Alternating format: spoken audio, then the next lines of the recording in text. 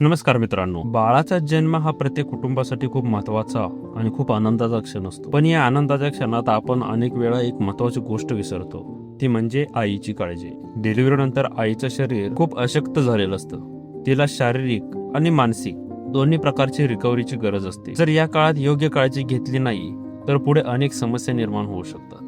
उदाहरण घ्यायचे झाले तर अनेक घरात बाळावर पूर्ण लक्ष दिले जाते, पण आईने जेवण केलं का, झोप घेतली का याकडे दुर्लक्ष केलं जातं. त्यामुळे आईची कमजोरी वाढते. म्हणून या व्हिडिओमध्ये आपण जाणून घेणार आहोत बाळपणानंतर आईने कोणती काळजी घ्यायला हवी, कोणत्या चुका टाळाव्या आणि कोणती धोक्याची लक्षणे ओळखावी याची संपूर्ण माहिती आपण आज जाणून घेणार आहोत. आणि त्याचबरोबर आपण शेवटी आईच्या रिकव्हरीमध्ये फॅमिलीचा असणारा सपोर्ट कसा महत्वाचा आहे हेही जाणून घेणार आहोत. तर स्वागत आहे तुमचं आपल्या मराठी युट्यूब चॅनल आरोग्य मित्र मध्ये आणि आपण ऐकता आहात विश्वासू आरोग्याविषयी गप्पा फार्मासिस्ट सोबत. डिलिव्हरी नंतर शरीराला पूर्वस्थितीत यायला वेळ लागतो हे समजून घेणे खूप महत्वाचं आहे. नॉर्मल डिलिव्हरी असो किंवा सी सेक्शन असो, आईने सुरुवातीचे काही आठवडे स्वतःची जास्त काळजी घ्यायला हवी. उदाहरणार्थ, काही आई डिलिव्हरी झाल्यानंतर 8 ते 10 दिवसात घरातील सर्व कामे करायला लागतात, पण यामुळे पाठदुखी, कमजोरी आणि ब्लिडिंग वाढण्याचा धोका असतो. यामुळे सुरुवातीला जड वस्तू उचलणे टाळा, जास्त जिने चढणे टाळा आणि शरीराला रिकव्हरीसाठी निवांत असा वेळ द्या. लक्षात ठेवा, रिकव्हरी हा प्रोसेस आहे, कॉम्पिटिशन नाही. नॉर्मल डिलिव्हरी मध्ये काय काळजी घेऊ शकतो आपण. नॉर्मल डिलिव्हरी नंतर रिकव्हरी लवकर होते, पण काही महत्वाच्या गोष्टी पाळणं ही तेवढं आवश्यक आहे. जर टाके असतील तर ती जागा स्वच्छ ठेवणे खूप गरजेचं आहे. कोमट पाण्याने स्वच्छता केल्याने वेदना कमी होतात. उदाहरणार्थ, काही महिलांना बसताना वेदना होतात, अशा वेळी सॉफ्ट कुशन वापरल्यास आराम मिळतो. तसेच बद्धकोष्ठता टाळणे महत्वाचे आहे. जर जोर लावल्याने टाक्यावरती ताण येतो. त्यासाठी भरपूर पाणी प्या, फळं आणि भाज्या आहारात ठेवा, जेणेकरून तुम्हाला बद्धकोष्ठता, कॉन्स्टिपेशन होणार नाही. छोट्या छोट्या गोष्टींची काळजी घेतली ना तर रिकव्हरी खूप सोपी होते. तर सी सेक्शन मध्ये काय काळजी घ्यावी. सी सेक्शन ही एक मोठी सर्जरी आहे, त्यामुळे जास्त काळजी आवश्यक असते. जखमेची स्वच्छता खूप महत्वाची असते. ड्रेसिंग वेळेवर करणे आणि डॉक्टरांनी दिलेली औषधे घेणे खूप गरजेचे आहे. उदाहरणार्थ, काही आई वेदना कमी झाल्या की औषधे बंद करतात, त्यामुळे इन्फेक्शन होण्याचा धोका हा जास्त वाढतो. तसेच अचानक उठणे किंवा वाकणे टाळा. उठताना बाजूला वळून मग उठल्यास, म्हणजे एकांग उठणं म्हणते त्याला, उठल्यास त्रास कमी होतो. लक्षात ठेवा, जखम बाहेरून लहान दिसली तर ते आतून भरायला वेळ लागतो. तर आहार, डाएट, यामध्ये आईने डाएट काय घ्यावा. डिलिव्हरी नंतर आईचा आहार हा तिच्या रिकव्हरी आणि बाळाच्या आरोग्यासाठी खूप महत्वाचा असतो. आई जे खाते, जे पिते त्याचा परिणाम तिच्या दुधावर होतो. त्याचबरोबर तिच्या मानसिकता किंवा तिची होणारी चिडचिड किंवा तिचं रडणं याचाही परिणाम तिच्या दुधावरती होतो. उदाहरणार्थ, जर आई योग्य आहार घेत नसेल तर तिला चक्कर येणे, थकवा आणि दूध कमी होणे असे त्रास होऊ शकतात. त्यामुळे आहारात डाळी, दूध, तूप मर्यादेत, हिरव्या भाज्या, फळे आणि गूळ यांचा समावेश करावा. तसेच भरपूर पाणी प्या, कारण पाण्यामुळे दूध तयार होण्यास मदत मिळते. आणि दूधही प्या. लक्षात ठेवा, डाएट म्हणजे जास्त खाणे नाही, तर डाएट म्हणजे योग्य खाणे. स्तनपान, ब्रेस्ट फीडिंग, बाळाला दूध पाजताना काय काळजी घ्यावी. आईचे दूध हे बाळासाठी अमृतासारखं असतं, त्यामुळे जन्मल्यानंतर पहिल्या तासात स्तनपान सुरू करणं ही खूप महत्वाचं. काही आई म्हणतात की माझं दूध कमी आहे, पण अनेक वेळा कारण दूध कमी नसते तर फिडिंग टेक्निक चुकीची असते. बाळ योग्य पोझिशन मध्ये नसेल तर दूध नीट मिळत नाही, त्यामुळे योग्य पोझिशन खूप महत्वाचे. तसेच तणाव घेतल्याने हे दूध कमी होते, त्यामुळे मानसिक शांतता ही राहणे खूप महत्वाचं आहे. हायजीन, म्हणजे स्वच्छतेची काळजी कशी घेतली जाते. डिलिव्हरी नंतर इन्फेक्शन टाळण्यासाठी स्वच्छता खूप महत्वाची. रक्तस्राव काही दिवस चालू राहतो, त्यामुळे सॅनिटरी पॅड्स वेळेवर बदलणे आवश्यक आहे. उदाहरणार्थ, काही महिला लाजेमुळे किंवा आळशीपणामुळे पॅड उशिरा बदलतात, पण यामुळे इन्फेक्शन हे वाढू शकते. तसेच बाळाला हात लावण्यापूर्वी हात धुणे खूप महत्वाचं आहे. साधी स्वच्छता मोठे आजार टाळू शकते. किंवा या आधीच्या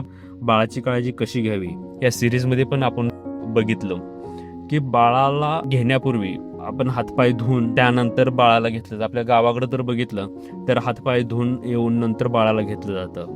याचं कारण आहे की आपल्या सोबत आलेले इन्फेक्शन्स असतील, बॅक्टेरिया असतील, त्याचं बाळाचं इम्युनिटी कमी असल्यामुळे बाळाला लवकर त्याचा संसर्ग होऊ नये. रेस्ट, आराम, विश्रांती कशी घ्यावी. आईसाठी विश्रांती हे एक दुसरं औषधासारखंच आहे. बाळ लहान असल्यामुळे आईची झोप पूर्ण होत नाही, त्यामुळे बाळ झोपले की आईनेही झोप घ्यावी. तर काही आई मोबाईल वापरत बसतात आणि झोप घेत नाही, त्यामुळे बरोबर हे झोपायचा प्रयत्न करतात, तेवढ्यात बाळाचं उठण्याचं टायमिंग होतं. त्यामुळे बाळासोबत तुम्हीही थोड्या वेळाची झोप घ्या, नाहीतर यामुळे थकवा वाढतो. घरातील लोकांनाही आईला रेस्ट मिळेल यासाठी मदत करायला हवी. लक्षात ठेवा, आईचा आराम म्हणजे बाळाचा फायदा. तर मानसिक आरोग्य, डिलिव्हरी नंतर हार्मोन्स बदलामुळे मूड स्विंग होऊ शकतं. कधी कधी आईला कारण नसताना रडू येतं किंवा एन्झायटी वाटते, कोणत्या तरी एखाद्या गोष्टीची भीती वाटते, अचानक दडपण वाटतं. हे काही प्रमाणात नॉर्मल आहे, कारण हे एक हार्मोनल चेंजेसमुळे होऊ शकतं. काही आईंना वाटते की मी बाळाची काळजी घेऊ शकत नाही. हा आत्मविश्वास कमी होण्याचा एक भाग असतो. अशा वेळी कुटुंबाचा आधार, सकारात्मक संवाद आणि खूप महत्वाचा असतो. पण जर उदासी जास्त दिवस राहिली तर मेंटल हेल्थ वरतीही परिणाम होऊ शकतो. त्यामुळे डॉक्टरांचा सल्ला घ्या.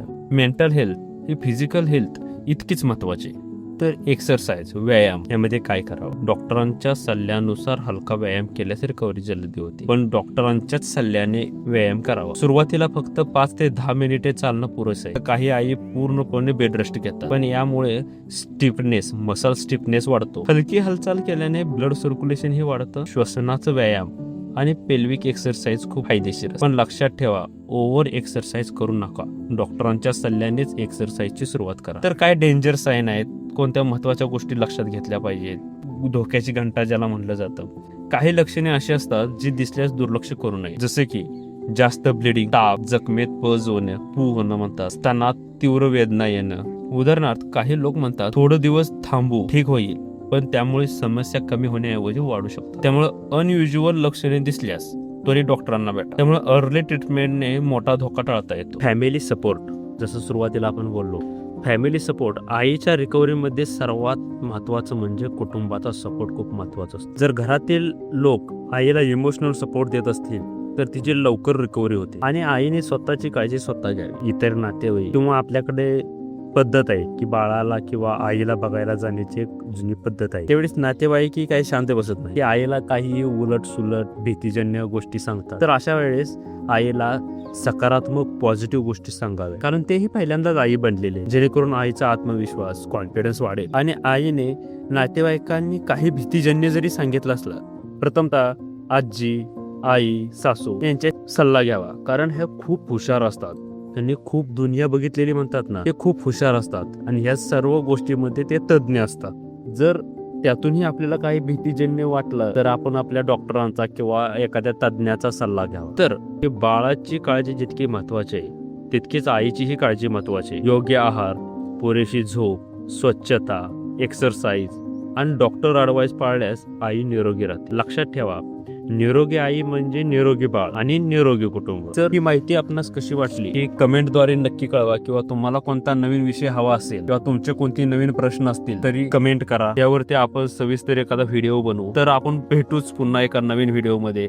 तोपर्यंत अशाच नवीन आरोग्यदायी माहितीसाठी स्टे कनेक्टेड. आरोग्य मित्र फार्मासिस्ट या चॅनलला सबस्क्राईब करा. धन्यवाद.